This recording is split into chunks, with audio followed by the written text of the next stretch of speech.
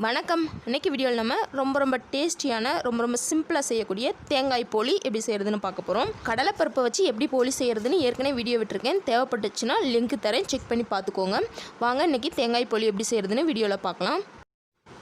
First இந்த தேங்காய் போலி செய்கிறதுக்கு நான் 1.5 கப் அளவுக்கு மைதா மாவு சேர்த்துக்கிறேங்க. அதுக்கப்புறம் இது கூட ஒரு 1/4 டீஸ்பூன் அளவுக்கு உப்பு சேர்த்துக்கலாங்க. அதுக்கப்புறம் ஒரு 1/4 டீஸ்பூன் அளவுக்கு மஞ்சள் தூள் சேர்த்துக்கலாங்க. சேர்த்துட்டு இது எல்லாத்தையும் முதல்ல நல்லா மிக்ஸ் பண்ணி விட்டுக்கோங்க. இந்தளவு நல்லா மிக்ஸ் பண்ணி விட்டதுக்கப்புறமா இப்போ இது கூட நம்ம கொஞ்சமாக தண்ணி சேர்த்து இதை சப்பாத்தி மாவு பதத்துக்கு பிசைஞ்சு எடுத்துக்கலாங்க.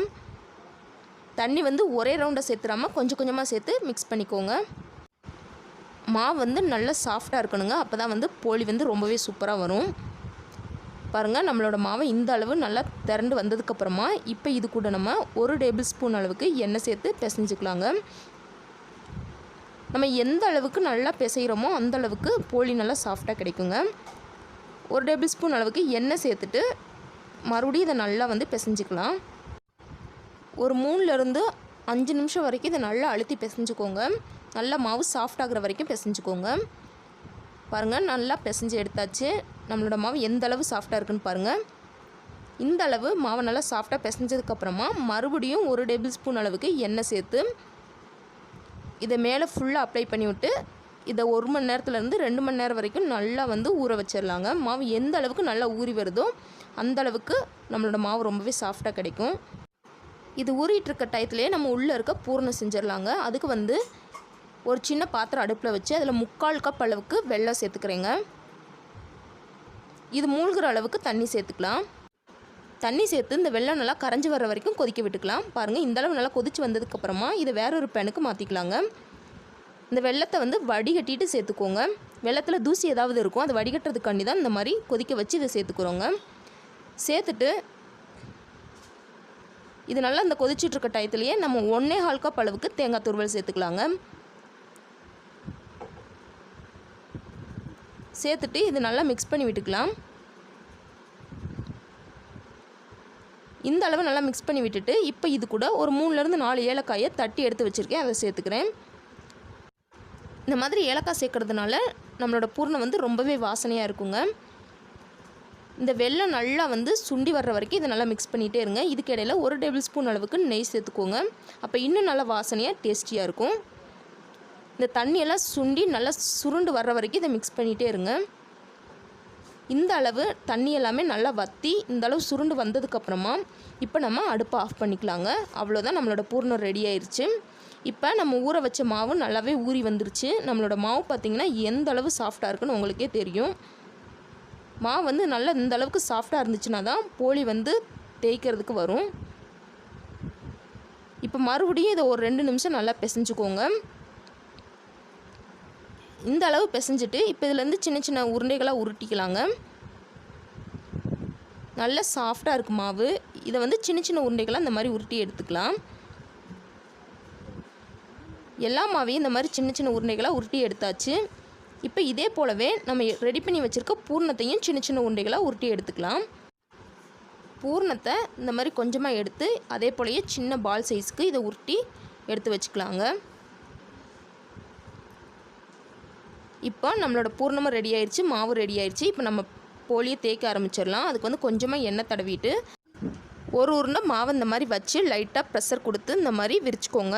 இதில் நம்ம உருட்டி வச்சுருக்க பூர்ணத்தை உள்ளே வச்சுக்கலாம். வச்சுட்டு கொஞ்சம் கூட கேப் இல்லாத அளவுக்கு இதை நல்லா க்ளோஸ் பண்ணிடுங்க. எச்சா எதுவும் மாவு இருந்துச்சுன்னா அதை எடுத்துருங்க.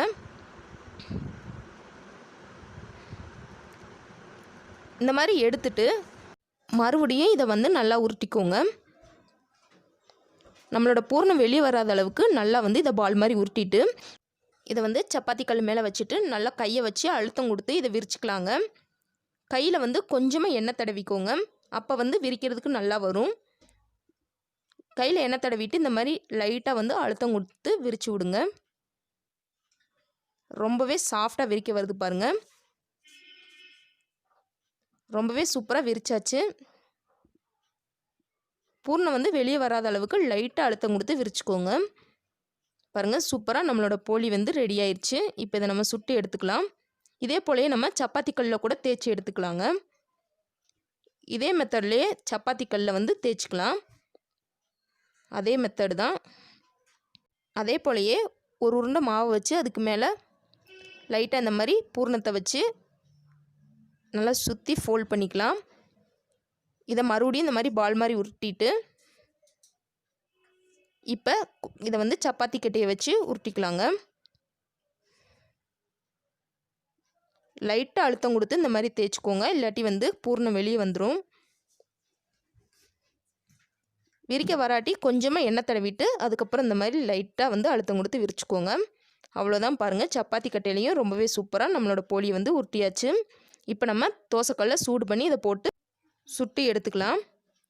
இப்போ தோசைக்கல் நல்லா சூடாயிடுச்சு. அதில் வந்து கொஞ்சமாக நெய் அப்ளை பண்ணிக்கோங்க. அதுக்கு மேலே நம்ம தேய்ச்சி வச்ச போலியை சேர்த்துக்கோங்க.